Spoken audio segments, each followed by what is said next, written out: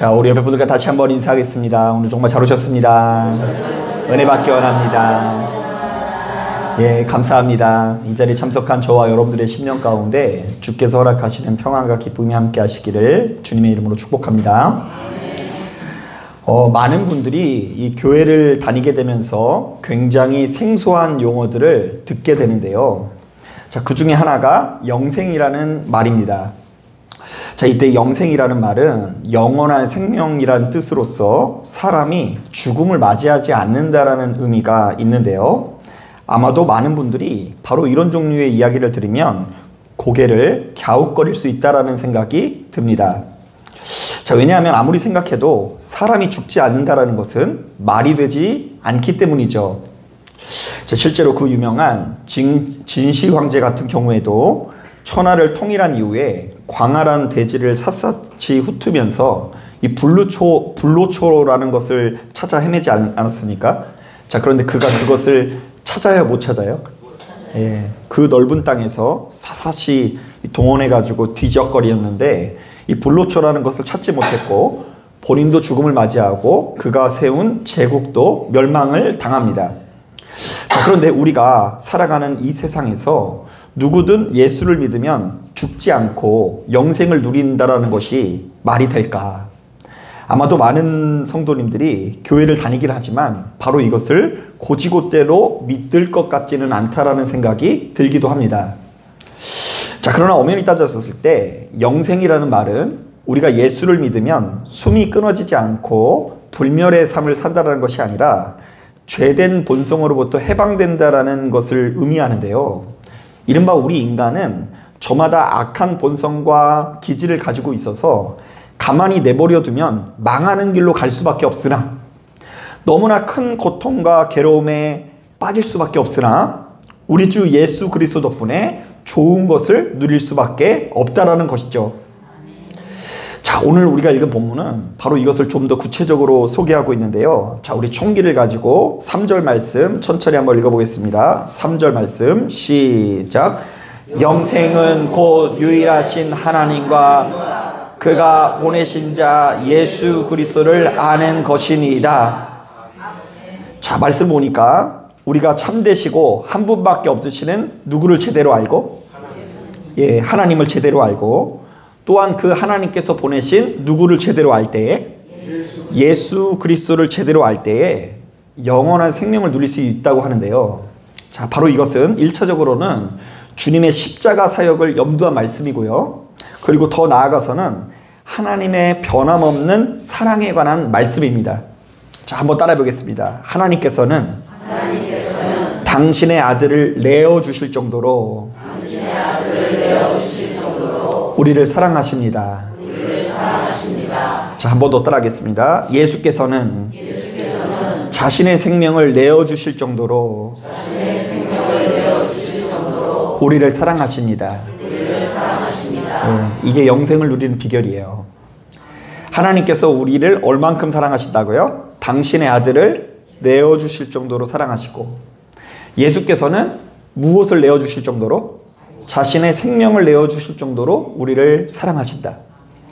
자, 그러니까 성도는 하나님께서 우리를 얼마나 아끼고 사랑하시는지를 제대로 알고 또한 이렇게 연약한 우리들이 바로 그 조건 없는 대가 없는 사랑을 가슴에 품기 위해서 노력할 때에 비로소 영원한 생명을 누릴 수 있다는 이야기인 거죠. 실제로 여러분 요즘에는요, 우리 사회가 발전을 하면서 건강한 사랑의 작용이 사람의 인생을 보다 아름답게 만든다라는 아주 다양한 연구들이 쏟아지고 있습니다. 자, 그러니까 이제 그동안 우리들은 어떻게 생각을 했냐면 우리 자녀들이 어떻게든 공부를 잘해야 된다고 생각을 했죠. 그래서 몇 등 해야 된다고 생각했어요? 좀 너무 부담스러운가요? 우리 자녀들이 몇 등 해야 된다고요? 5등 안에 5등 안에 들면 된다. 뭐 1등 해야 된다. 최고의 인류대학을 가야 된다. 그렇게 해야지 이 아이가 행복한 인생을 산다고 생각해서 어떻게든 도시락 싸들고 다니면서 이 아이들을 공부시키려고 노력을 했죠. 그런데 지금도 그럴까요? 안 그럴까요? 지금도 그래요. 지금 우리 태성이 또래 아이들이요, 이제 초등학교 6학년밖에 안 됐는데 이런저런 학원을 돌아다니다가 그 밤 11시에 이렇게 집에 들어가는 아이들이 있어요. 걔네는 이제 고등학교 가면 죽었죠. 초등학교 때 11시까지 이제 학원을 돌다가 돌아가는데 고등학교 때 얼마나 이렇게 고생을 하면서 이렇게 살겠어요? 자, 그런데 이제 그런 부모님들이 항상 이야기를 합니다. 제가 억지로 시키는 것이 아니라 누가 원해서 보내는 거라고요? 아주 고도의 심리전을 통해서 아이로 하여금 그렇게 원할 수밖에 없는 환경을 만들어 가지고 이 밤 11시까지 학원을 다니는 걸 볼 때 야, 우리 엄마 아빠들이 이 아이들이 공부를 잘해야지 행복해진다고 생각하는 것보다 이렇게 저는 생각하곤 합니다. 자, 그런데 의외로 그 관심을 가지고 이렇게 돌아보면 사람의 인생을 아름답게 만드는 것은 성적이나 돈이나 물질이 아니라 건강한 사랑의 자격인데요. 그 대표적인 예가 애착 이론입니다. 제가 이것에 대해서 자꾸 언급하는 이유는 뭐냐면 오늘날 모든 교육의 밑바탕의 상식이 바로 이 애착 이론으로부터 시작되기 때문인데요. 자, 미국의 정신분석가인 존 볼비와 유아 심리학자인 메리 앤즈워스는 인간이 어린 시절 부모와의 애착 관계를 어떻게 맺느냐에 따라서 크게 4가지의 성품이 나타난다라는 연구 결과를 발표하고 그것이 정석이 되었어요. 예를 들면 이런 거예요. 사람마다 성품이 안정 성품을 가진 사람이 있다고 하는데요. 이런 사람들은 충분한 사랑의 공급을 받고 그 내면이 안정적인 사람을 말합니다. 그래서 이런 사람은 그 어떤 시련 속에서도 요동하지 않고 그 내면이 매우 단단하다고 말하더라고요. 자, 그런가 하면 불안 성품이라는 것이 있는데요. 이것은 사람이 누군가에게 사랑을 받긴 받았는데 조건적인 사랑을 받은 거예요. 아까 말한 것처럼 이제 엄마한테 잘 보이기 위해서 몇 시까지 학원 가는 거예요? 11시까지 학원 가는 게 당연한 것 마냥 그렇게 나는 11시까지 학원 다니고 싶어요 말하면 사랑을 받고 저는 그냥 놀고 싶어요 이러면 사랑을 못 받는 애들 같은 경우에는 수시로 불안감의 지배를 받는다고 합니다. 자, 그래서 이런 사람은 자신의 불안을 달래고자 누군가의 애정이나 인정받는 것에 지나치게 집착하는 경우가 많다고 하고요. 그리고 이러한 욕구가 충족되지 못할 경우 자신을 지나치게 비하하거나 갑작스러운 의욕 저하가 일어난다고 합니다. 그리고 이 회피 성품이라는 것이 있는데요. 자, 이것은 양육자로부터 공격적인 양육을 받은 사람을 말해요. 자, 바로 이런 사람은 그 누구도 믿지 않고 쉽사리 마음을 열지 않은 채 고립되기 일쑤라고 하는데요. 자, 어떤 문제의 원인이 자신에게 있다는 것을 좀처럼 인정하지 못하고 회피하는 경향을 가지기 마련이라고 합니다. 자, 그리고 심각한 것은 혼란 성품이라는 것이 있는데요. 자, 이것은 양육자로부터 학대를 받은 아이에게서 나타나는 성품인데요. 이런 성품을 가진 사람들은 불안과 회피가 동시에 가진 사람으로서 아무리 대단한 성공을 거둔다고 할지라도 스스로 무너져서 상처를 받고 절망해서 매우 불행한 삶을 살 가능성이 높다고 합니다. 자, 그러니까 이 주변에 누군가가 똑같은 말을 해도 내가 어떤 성품을 가지고 있느냐에 따라서 그 반응이 전혀 다를 수밖에 없는데요. 주로 주변에 많은 사람들에게 사랑을 받은 사람, 그냥 사랑이 아니라 건강한 사랑, 조건 없고 대가 없는 희생이동반된 사랑을 받은 사람들이 훨씬 더 그들의 인생을 아름답게 설계한다라는 이야기인 거죠. 실제로 1940년대에 제2차 세계대전이 끝난 이후에 불황자와 고아들이 너무 발생하게 되니까 역사상 각국의 정부들이 최고 수준의 이제 예산을 투여해서 재정 지원책을 파격적으로 늘리게 됩니다. 고아들을 잘 먹이고 입히자. 그래서 그들이 머물 수 있는 숙소의 숫자도 늘리고요. 그들의 생계를 머리부터 발끝까지 다 보장해주는 당시 시대로서는 파격적인 복지 정책을 시행하게 됩니다. 자, 그런데 신기한 것은 그들의 먹을 것을 다 해결해 주었음에도 불구하고 상당수의 어린이들이 주변 사람들과 쉽게 섞이지 못하고 그 내면적으로 심각한 어려움들이 나타나게 되었다고 합니다. 그래서 무수히 많은 학자들이 이들의 삶을 놓고 다시 한번 연구를 했는데요. 그 연구 결과는 이렇습니다. 사람이라는 존재가 온전한 행복을 누리기 위해서는 그 사람의 의식 구조의 가장 밑바탕에 누군가로부터 조건 없고 대가 없는 사랑을 아주 지속적으로 받는 경험이 필요하다라는 것입니다. 자, 이른바 사랑의 문제가 곧 생존의 문제이고 사랑의 문제가 곧 행복의 문제라는 것인데요. 자, 그러니까 사랑이라는 것은 누군가의 뜬구름 잡는 이야기가 아니라 우리 인간이 온전한 행복을 누리는 데 있어서 실질적인 삶의 요소라는 것입니다. 자, 그러면서 요즘에 유행하는 말이 이거예요. 추억이 많아야 부자다.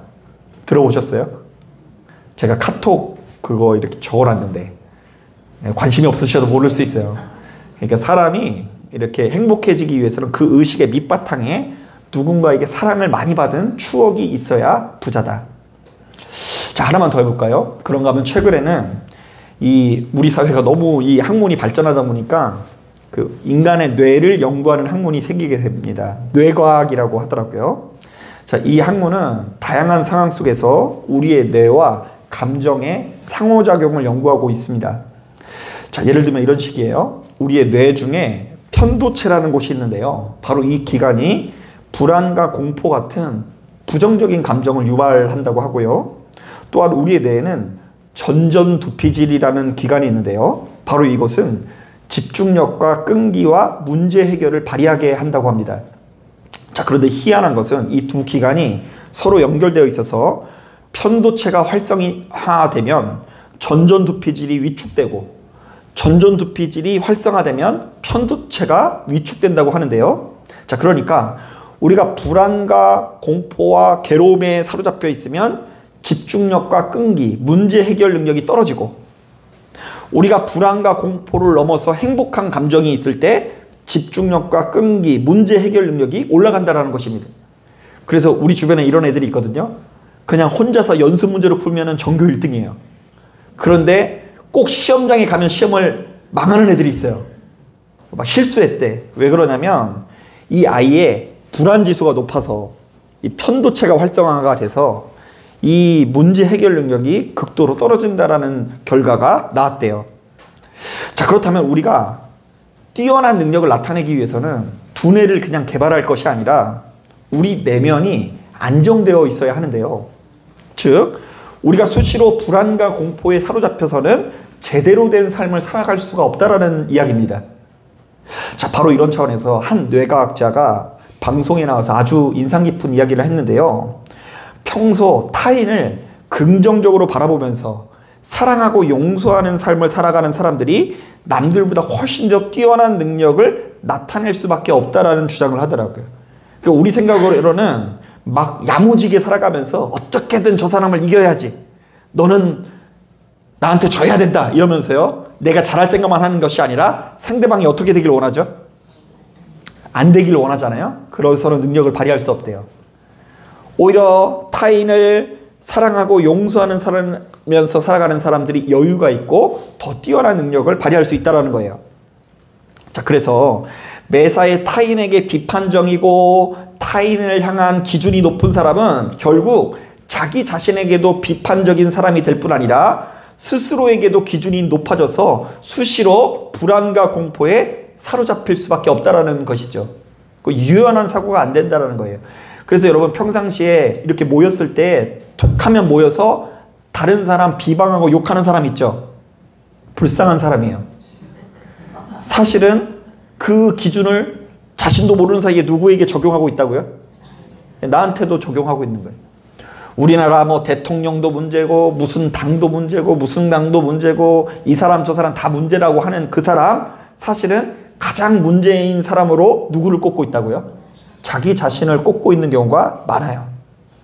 그러면서 그 뇌과학자는 현재까지 연구된 이 뇌과학에서의 행복을 이렇게 정의합니다. 내가 행복하려면 타인을 행복하게 해줘야 합니다. 여러분 부모들이 행복하기 위해서는 누구를 행복하게 만들어줘야 된다고요? 자식이 행복해야 된다. 아내들이 행복하기 위해서는 누가 행복해야 된다고요? 때로는 좀 완전히 분리된 가정도 있어요. 여기는 막 지옥이고 여기는 천국. 그게 아니에요. 근데 다 연결돼 있어요. 지금 내 옆에 있는 사람이 불행하면 나도 불행한 거고 옆에 있는 사람의 그 앉은 공기가 안 좋으면 그 공기가 나에게도 영향을 미친다. 타인을 호의적으로 대하는 자가 자기 자신을 호의적으로 대할 수 있고요. 결국 사랑하고 용서하는 삶이 우리를 행복하게 만든다라는 이야기가 목사님의 입에서 나온 게 아니라 한 뇌과학자의 입에서 나오는 것을 보고 제가 인상 깊게 보고 메모를 해놨어요. 여러분, 오늘 우리가 읽은 본문도 역시 바로 이런 관점에서 너무나 중요한 가르침을 주는데요. 오늘 본문을 꼼꼼히 묵상하면 크게 두 가지의 단어가 눈에 들어옵니다. 자, 먼저 영화롭다라는 말이 계속해서 나오죠. 지금 예수님께서 기도를 하시는데 내가 어떻게 되게 해달라고 기도하세요? 영화롭게 해달라고 기도를 하시는데요. 자, 이때 이 영화롭다라는 말은 누군가가 몹시도 영광스러운 상태를 의미하는 것으로서 사실 육신의 옷을 입고 있는 우리들은 주변 사람들에게 박수를 받고 환호받는 상태를 가리켜 영광스러운 상태로 묘사하고 합니다. 그래서 우리 자녀들이 영광스러워졌다라는 것은 좋은 대학을 갔다라는 것이고 영광스러워졌다라는 것은 대기업에 들어갔다라는 것을 의미하죠. 그래서 이제 여러분 주변에 있는 누군가가 자꾸 자녀들이 성공하고 출세하는 이야기, 인정받는 이야기를 하는 이유는 그것이 영광스럽다라고 생각을 하기 때문이에요. 자, 하지만 예수께서는 오늘 본문을 잘 읽어보세요. 자신이 십자가의 사역을 완수하는 것을 가리켜 가장 영광스러운 상태로 묘사하십니다. 여러분, 이 십자가의 사역이라는 것이 좋게 말하면 사역이지 나쁘게 말하면 사형당하는 거잖아요. 자, 그런데 그것을 영화롭다고 표현하시는 이유는 무엇일까요? 아주 간단합니다. 주님께서 당신의 백성들을 위해서 가장 많이 수치를 당하고 가장 많이 희생하는 자리에 서는 것을 가리켜 가장 영광스러운 상태라고 말씀하시는 것입니다. 자, 그런가 하면 영생이라는 말도 우리 눈에 들어오죠. 자, 말 그대로 영원한 생명이라는 뜻으로서 누군가가 고통에서 벗어나 기쁨을 누리는 상태를 말합니다. 자, 그런데 3절을 보니까 예수께서는 영생에 관해서 이상한 말씀을 하시는데요. 우리 3절 말씀 다시 한번 읽어봅니다. 시작. 영생은 곧 유일하신 참 하나님과 그가 보내신 자 예수 그리스도를 아는 것이니이다. 자, 말씀 보니까 우리가 하나님께서 어떤 분이신지를 제대로 알고 예수께서 어떤 분이신지를 아는 것이야말로 영원한 생명을 누리는 삶이라고 말씀하시는데요. 자, 이것도 역시 따지고 보면 십자가의 사역을 염두한 말씀으로써 우리가 주님께서 걸어가신 십자가의 의미를 제대로 깨달을 때에 비로소 생명을 누릴 수 있다는 이야기입니다. 자, 그렇다면 오늘 본문은 영화로움에 대해서 이야기하고 영생에 대해서 이야기하는 것 같지만 결국 십자가에 대해서 이야기하고 있는데요. 그렇다고 한다면 이 말씀을 묵상한 우리들은 그 무엇보다 주님께서 짊어지신 십자가의 의미를 우리가 일평생 되새기면서 그것을 내가 닮아가기 위해서 노력을 해야 될 것 같아요. 자, 십자가의 사역이 무엇일까? 이 십자가라는 것이 도대체 무엇이길래 우리에게 영생을 가져다주고 우리의 인생을 영화롭게 한다는 것일까? 자, 저는 평상시에 이런 이야기를 하면 크게 두 가지 이야기를 하는데요. 먼저 첫 번째로는 십자가는 모든 것을 초월하는 최고 수준의 사랑을 말합니다. 최고 수준의 사랑을 할 때에 우리가 영화로워지고 영생을 누릴 수 있다. 자, 그런가 하면 두 번째로 십자가는 바로 그 최고의 사랑을 이루기 위해 치러야 하는 자기 부인과 희생을 의미합니다. 그냥 여러분 입술로 사랑해 말하는 것은 쉽잖아요. 그죠? 어려워요? 들어본 적이 없으세요? 누군가에게 사랑해 말하는 거 쉬워요. 자녀에게요? 1년에 한 번 딱 나타나서 사랑해 쉬워요. 그런데 진짜 그 사랑을 하기 위해서는 자기 부인과 희생이 동반돼야 되는 거 아닙니까? 그 엄마들 같은 경우는 10달 동안 이 아이를 이렇게 품에 두고 있다가 그러다가 이제 한 9달 정도 되면 이제 목사님 빨리 낳고 싶어요 막 이래요. 그래서 이제 이 애를 낳았어요. 이제 이 아이를 낳고 나면은 이제 그때부터 이제 고난이 시작되는 거죠. 이제 그 조그만 애들 나름대로 고난을 주고 또 얘네들이 막 이제 뛰어댕기면 이제 그때부터 이제 또 거기 나름대로 고난이 있고요. 중학교, 고등학교, 그리고 막상 이 아이들이 어른이 되더라도 또 여러 가지 고난과 괴로움을 이 자녀들이 줄 때가 있다면서요. 네, 지금 다 고개를 격하게 끄덕거리시는데 이제 끝도 없이 우리에게 고난을 주는데 그 모든 자기 희생과 자기 부인을 넘어서는 것이 이 사랑이라는 말이, 사랑이라는 그 메시지가 이 십자가 안에 담겨 있는 것입니다. 여러분, 우리가 영원한 생명을 누리기 위해서는 그 무엇보다 사랑이 필요합니다. 우리의 삶에 돈이 있고 힘이 있고 권세가 있어도 사랑이 없으면 생명을 누릴 수 없을 뿐더러 결단코 영원한 기쁨을 누릴 수가 없는 것을 기억하십시오.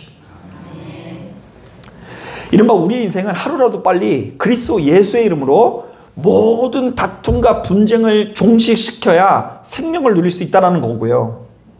바로 이것을 위해서는 우리가 끝없이 사랑을 주는 존재로 거듭나야 한다는 이야기입니다. 또한 예수 믿는 우리들이 바로 그 사랑을 누리기 위해서는 그 누구든 자기 자신의 성품과 성질을 부인해야 하고요. 때로는 자신의 생명조차 내어놓는 희생이 필요하대요. 바로 그때에 우리에게 찾아오는 모든 고통을 넘어 비로소 생명을 누릴 수 있는 것입니다. 그러니까 지금 여러분, 우리의 인생이 이렇게 고통스러운 이유를 잘 분석해야 돼요. 이제 많은 사람들이 이제껏 살아온 대로 내가 그동안 돈을 못 모아서 이렇게 슬픕니다. 내가 그동안 뭐 성공을 못해서 내 인생이 이렇게 잘못 산 것 같습니다. 이렇게 하는데 아니에요. 지금 여러분들의 인생이 고통스러운 이유는 성공을 못해서가 아니라, 돈을 투자를 잘못해서가 아니라 여러분 삶에 여러분들에게 모든 것을 내어 맡겨줄 만한 사랑의 온기가 부족하기 때문인 거예요. 사랑을 거둘 만한 것을 심지 못하니까 지금 힘든 거예요. 자, 그래서 여러분, 이런 점에서 우리가 주목해야 되는 메시지가 있는데요. 성경에는 이 땅에 오신 예수 그리스도를 하필이면 번제나 소제로 이야기하지 않고 무슨 제물이 된다고 하시죠? 화목 제물이 되신다라는 얘기를 들어보셨어요? 예수께서 무슨 제물이 되신다? 예, 화목 제물. 자, 그런데 이때 이 화목제라는 말의 의미를 좀 새길 필요가 있는데요. 이 화목제라는 말은 원어상으로 쉘렘이라고 하는데요. 이 쉘렘이 뭐냐면 여러분들 잘 아는 샬롬 아세요? 뭐 그 말이에요. 자, 그러니까 이 말은 온전하다, 끝내다라는 뜻으로서 하나님과 인간 사이의 분쟁이 끝나고 이 땅에 평화가 찾아왔다라는 메시지예요. 하나님 때문에 분쟁이 끝나고 뭐가 찾아왔다? 평화. 그래서 이거 평안하세요 라는 게 샬롬인 것처럼 그 샬롬이 임하기를 원하면서 드리는 제사가 화목제사입니다. 자, 한번 따라해 보겠습니다. 이제 모든 분쟁이 끝났고 화목한 사이가 되었다. 네. 그런데 이 예배를 우리가 수시로 드리는 이유는 바꿔 말하면 아직도 여전히 우리의 삶에 뭐가 많다는 이야기죠. 전쟁이 그치지 않았으니까 이 제사를 드리는 거예요. 여러분, 지난 한 주 동안 누구랑 분쟁을 경험해 보신 적 있으세요? 대답 안 하셔도 돼요. 여러분, 지난 한 주 동안 마음에 막 화가 나고 진짜 너무 미워가지고 밤새 잠을 못 주무신 분 계십니까? 자, 그렇다면 무슨 제사를 드려야 된다고요? 화목 제사를 드려야 돼요. 하나님, 이제 분쟁이 끝나고 화목한 사이가 될 줄로 믿습니다. 사실 이스라엘 백성들은 참 독특하게도 자신들이 하나님 앞에 크게 범죄하여 극도로 타락한 상태를 가리켜 전쟁이라고 표현을 했는데요. 그러니까 전쟁 가운데 있는 사람들은 지금 뭔가 은혜를 잃어버린 거예요. 자, 왜냐하면 그 이유는 크게 두 가지예요. 먼저 첫 번째로는 그들은 역사적으로 하나님과의 언약을 저버리고 악을 행할 때마다 외적의 침입을 받았어요. 그 나라가 자꾸 망해요. 자, 그러니까 그들은 자신들의 타락한 상태를 가리켜 전쟁이라고 표현할 수밖에 없는 거죠. 나라가 죄를 지었더니 나라에 뭐가 났다고요? 전쟁 났다. 그래서 타락한 상태를 전쟁이라고 묘사하고요. 그리고 두 번째로 그들은 자신들이 악을 행하면 그 내면의 상태가 크게 변질된다고 생각했는데요. 그때는 하나님께서 주시는 샬롬, 평안을 잃어버리고 별로 좋지 못한 감정에 휩싸이기 마련이고요. 더 나아가 주변의 이웃들과 별로 좋지 못한 관계가 나타난다라는 고백을 바로 이 전쟁이라는 말 안에 그런 메시지를 담는 거예요. 그렇기 때문에 이들은 자신들의 죄와 허물을 용서받기 위해서는 그 무엇보다 화목제사라는 것을 드리게 되었는데요. 이것은 그들이 하나님께 드리는 제사를 통해 자신들의 삶에 만연한 전쟁을 끊어버리고 보다 높은 수준의 평화를 누리기를 소망했다라는 이야기입니다. 자, 이것은 예수 믿는 우리들에게 굉장히 중요한 메시지가 되는데요. 여러분, 예배 왜 드리는 줄 아세요? 예배는 본디 누구와의 관계를 회복시키기 위해서예요? 예, 하나님과의 관계를 회복시키기 위해서예요. 그래서 여러분, 우리가 창조의 섭리가 뭐냐면 일주일에 한 번 예배를 드리면 그 예배를 반드시 성공해서 드려야 돼요. 반복적으로 예배 생활에 지장이 가면 누구와 관계가 안 좋아진 거예요? 하나님과의 관계가 안 좋아졌다는 걸 부인할 수 없는 거예요. 그러면 이제 주변에 가서 사람들에게 가서 아픈 말을 할 소지가 높아요. 또한 이 예배는 이제 하나님과의 관계가 회복된 동시에 나의 모진 성품이 그래도 이 목사님의 말씀을 듣는 동안에는 그래도 유통기간이 3일 간다면 못 간다? 간다고 해주세요.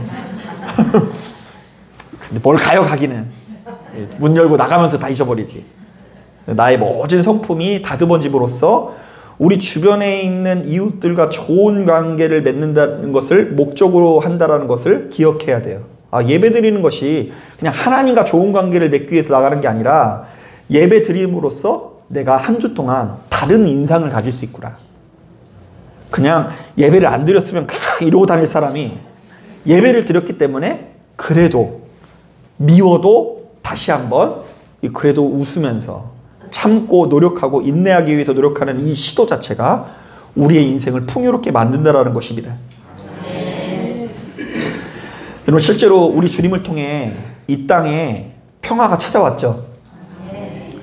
1차적으로는 하나님과 우리 사이가 더욱 가까워졌습니다. 그래서 옛날에는 그 대제사장만 하나님께 나아갈 수 있었으나 이제는 우리 모두가 다 하나님과 친밀히 교제할 수가 있게 됐고요. 이방인들과 유대인들의 구분이 사라지게 됐어요.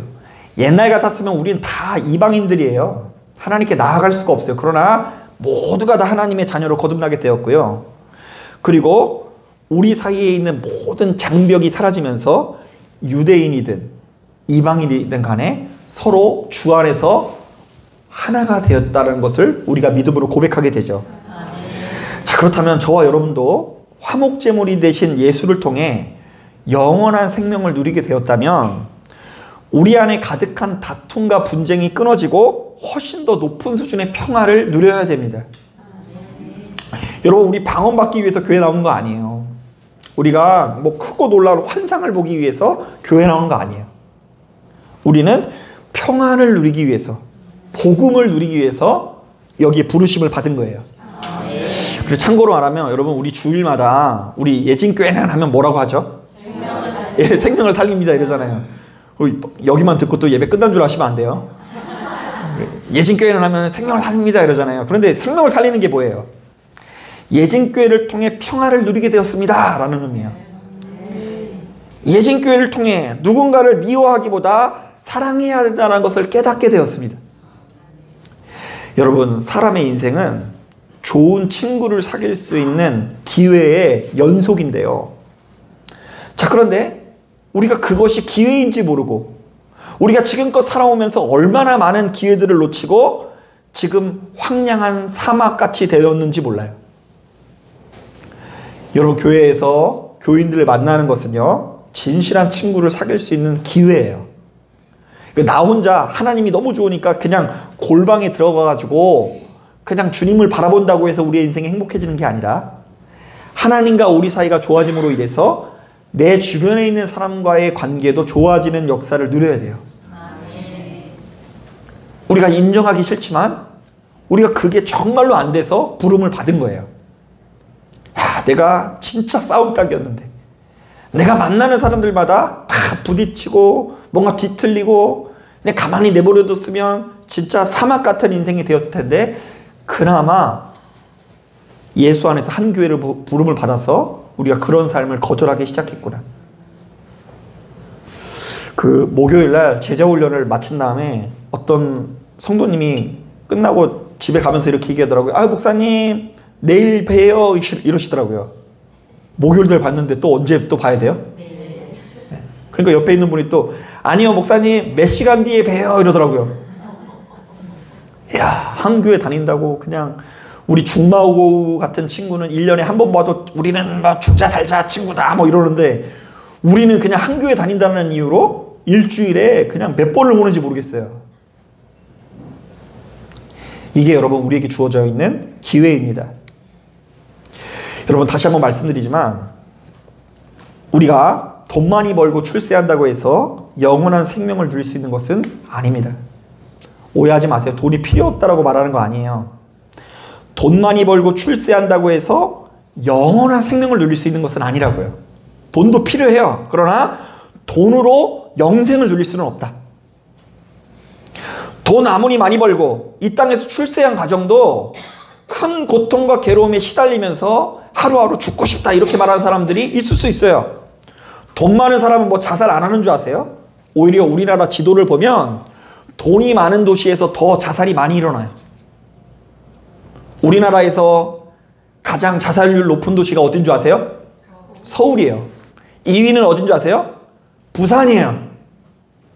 제가 이거 머리가 좋아서 외우는 게 아니라 인구 많은 대로 순이에요. 돈 많은 곳에 사람 모이고 사람 많은 곳에 죽음을 맞이하는 사람들 너무 많아요. 여러분 또한 여러분 이해하기 어려울지 모르겠지만 우리가 성경 박사가 되고 엄청난 표적과 기적을 경험했다고 해서 영생을 누리는 것도 아닙니다. 도리어 그런 사람들에게 남들보다 훨씬 더 큰 고통과 괴로움이 가득할 수도 있어요. 방언한다고 해서 뭐 아픔이 없는 줄 아세요? 환상을 봤다고 해서 뭐 그 사람이 수준이 높아서 이제부터 뭐 더 나은 삶을 사는 것 같으세요? 아니에요.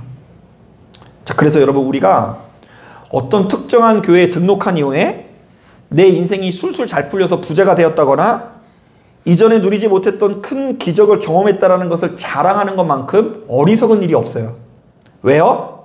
거기에는 참 구원의 능력이 없고 영원한 생명이 있다고 단정할 수 없기 때문입니다. 많은 사람들이 이제 교회 선택하는 기준이 그런 거잖아요. 내가 어떤 교회 등록했더니 술술 잘 풀려서 부자 됐다. 그래야지만 열심히 해요, 사람이. 눈앞에 놀라운 표적과 기적이 나타났다. 그리고 그 기적이 나타나지 않았을 때는 굉장히 재미없어하고. 여러분 우리는 하루라도 빨리 하나님을 제대로 알아야 영생을 누리고요. 또한 바로 그 하나님께서 보내신 예수 그리스도를 제대로 알 때에 영생을 누릴 수 있는데요. 여기에 담긴 메시지는 아주 명확합니다. 다시 한번 따라해 보겠습니다. 하나님께서는 당신의 아들을 내어주실 정도로 우리를 사랑하십니다. 한 번 더 따라하겠습니다. 예수께서는 자신의 생명을 내어주실 정도로 우리를 사랑하십니다. 결국 사랑이에요. 그래서 여러분 믿음이 있으면요 이 산을 들어 저 바다에 던지는 거 아세요? 예, 믿음이 있으면 산을 들어서 어디에 던진다고요? 바다에 던져요. 그리고 로마서에 보면 이런 말씀이 있죠. 우리가 소망으로 구원을 얻었음에 보이는 소망이 소망이 아니니 보는 것을 누가 바라리요. 소망이 있는 자는 구원을 누린대요. 자, 그런데 이렇게 보면 믿음도 대단하고 소망도 대단한데 그러나 그럼에도 불구하고 믿음, 소망, 사랑 중에 가장 제일은 뭐라고요? 사랑이라.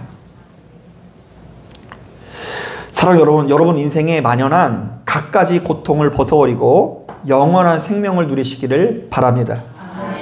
그리고 바로 이것을 위해서 우리 예진교회가 십자가의 길을 배워가는 처소가 되길 바랍니다. 교회는 십자가를 배우기 위해서는 처소인 거예요. 성만찬 예식 왜 한다고요?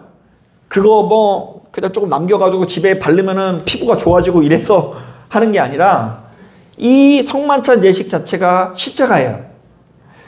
그래서 오늘날 교회는 성당과 달리 이런저런 장식 하나도 없잖아요. 우리 교회는 특히 다 하얗게 칠해놨잖아요. 그죠? 그러나 딱 한 가지 장식이 있어요. 뭐 있어요? 십자가. 여러분, 그런데 제가 목회하면서 보니까 이게 참 어려운 게, 누군가를 아끼고 사랑하는 것 자체가 자기 본성과 습성을 거스르는 일이기 때문에 쉽지 않고요. 또한 예수를 먼저 아는 사람일수록 자신도 모르게 목소리에 힘이 들어갈 우려가 있어서 쉽지 않은 거더라고요. 자, 그래서 저도 역시 한 사람의 평범한 목소로서 목회를 하면 할수록 어떤 거대한 벽 같은 것들을 느낍니다. 아, 사람은 결국 악한 존재로구나. 정말로 의인은 없나니 어느 정도 없어서 하나도 없어서 믿음이 없는 자들은 자신의 본성에 이끌려 다툼과 분쟁의 길로 가고, 믿음이 있는 우리들도 스스로 의인이라는 자부심을 갖고 다툼과 분쟁의 길로 가는구나. 여러분, 믿음을 가진다라는 게 어떤 면에서 되게 위험할 수 있는 게 뭔지 아세요? 세상에서 허랑방탕하게 살아가는 사람들은 지금 내 마음의 주인이 하나님이 아니라는 것을 눈치를 빨리 채요. 교회 돌아오면서 그래서 천부에 의지 없어서 손들고 옵니다 하면서 눈물 흘린 사람은 이제 믿음이 없던 분들이 눈물 흘린 경우가 많아요. 근데 이제 믿음 생활을 오래 하신 분들은 자기 마음의 주인이 이미 하나님이 아니야. 자기에게 돈 주는 사람에게 마음이 흔들리기 마련이에요. 다. 마음이 한 주 동안 자기에게 돈 주는 사람을 예배해요. 그러면서도 자기가 믿음 생활 오래 했으니까, 왕년에 기도 많이 했으니까 여전히 잘 사는 줄 알고요. 그러므로 주변의 많은 사람들과 다툼과 분쟁의 길로 앞서 나아가는 경우가 많아요. 나는 의인이니까. 그래서 여러분, 진짜 무서운 왕따가 어디에 있는 줄 아세요? 네, 학교 왕따는 뭐 왕따도 아니에요. 교회 왕따는 진짜 이거 어마어마한 왕따입니다. 자, 그럼에도 불구하고 오늘 또다시 소망을 가지고 선포합니다. 자, 여러분, 하나님께서 사랑이시니 여러분들도 사랑하시길 바랍니다. 아멘. 화가 난다고 해서 툭하면 밥상 뒤엎지 말고 참고 인내하는 삶을 좀 배워나가시고요. 그리고 그 화난다고 밥상 없는 거 그 당시에는 후련할지 모르겠지만 돌아놓고 보면 후회되는 거 아세요? 어떻게든 그냥 상대방에게 상처를 줘서 꺾은 것 같아도 그 사람이 여러분들을 외면하고 적대시하고 다시는 찾아와 주지 않는다고 한다면 그것만큼 슬픈 일이 어디 있어요? 그 순간 그거 이기는 게 뭔 소용이에요? 외로워지는데, 풀 한 폭이 나지 않는데. 여러분, 매사에 입만 열면 누구 만나서 이 사람 저 사람 판단하고 정죄하는 거 멈추십시오. 그거 결국 자신에게 돌아오게 돼 있어요. 인정하기 싫든 뭐 하든 간에 우리가 다른 사람들, 이 사람은 이래서 문제, 저 사람은 저래서 문제, 그렇게 말하는 사람이 본인은 얼마나 성공해야 그 기준을 충족시키겠어요. 저 사람 다 문제라고 말하는 사람은 결국 자신도 문제라는 것을 직면하고 큰 절망에 빠질 수밖에 없는 거예요. 이 사람도 괜찮고 저 사람도 괜찮다라고 말하는 사람이 자기 자신이 못나고 부족한 거 봐도 안아줄 수가 있어요. 여러분, 내가 뭘 줬다고 해서 그만큼 받으려고 하지 마시고 조건 없고 대가 없이 사랑하기 위해서 노력하십시오. 내가 5번 쐈는데 저 사람은 왜 한 번도 안 쏴? 이러지 말고 그냥 5번 쐈으면 이왕이면 6번도 쏘실 수 있으셨으면 좋겠어요. 그냥. 왜냐하면 그 사람은 몰라줘도 누구는 알아주시니까, 하나님께서 알아주시니까. 그리고 오늘 본문에 나와 있는 영화로움이 뭔 줄 알아야 되는데, 되도록 남들에게 인정받고 높임받는 자리에 서기보다 희생하고 봉사하는 자리에 서시길 바랍니다. 이 가만히 보면 우리 사회가요, 뭐 좋은 대학 나오고 좋은 직장 다니고 뭐 힘과 권세가 있는 사람들 앞에 가서는 그냥 딸랑딸랑 거리면서 그냥 못나고 부족해 보이는 사람들 앞에서는 벌써 목소리가 괜히 막 힘이 들어가거든요. 교회도 그래요. 교회 안에서도 힘 있는 사람 앞에서는 공손하고 힘없는 사람 앞에 가서는 막 이렇게 훈계하고 가르치려고 하고. 인간의 본성이에요, 본성. 그런데 우리가 바꿔야 돼요. 남들에게 인정받고 높은 자리에 있는 사람에게 잘하려고 하기보다 희생하고 봉사하는 자리에 서야 돼요. 낮은 자리에 흘러가서 남이 안 챙기는 사람도 좀 챙길 줄 알고, 그리고 못나고 부족한 사람도 좀 보듬을 줄 알고, 그때 우리가 모인 자리가 천국처럼 변하는 것입니다. 그래서 다시 한번 말씀드리지만 부담은 갖지 마세요. 육신의 옷을 입고 있는 우리들은 그게 참 어려운 건 사실이에요. 제가 다시 말하잖아요. 그런데 그럼에도 불구하고 우리가 어디로 향해 나아가야 되는지를 알아야 되잖아요. 여러분, 우리가 어떻게 해야 고통과 괴로움을 넘어설 수 있고 영원한 생명을 누릴 수 있다는 것을 여러분 돌아보시고, 자꾸 문제의 핵심은 사실 하나님의 형상이 부재한 것이 문제의 원인인데, 자꾸 쓸데없는 것을 통해서 인생을 개선하려고 해서는 안 돼요. 영생을 누리기 위해서 필요한 건 사랑입니다. 온기입니다. 우리 가정에 가장 부족한 것은 물질이 아니라 사랑의 온기라는 걸 깨닫고, 시간이 지나면 지날수록 사랑의 온기로 영원한 생명을 누릴 수 있는 저와 여러분 되기를 주님의 이름으로 축복합니다. 자, 기도하겠습니다.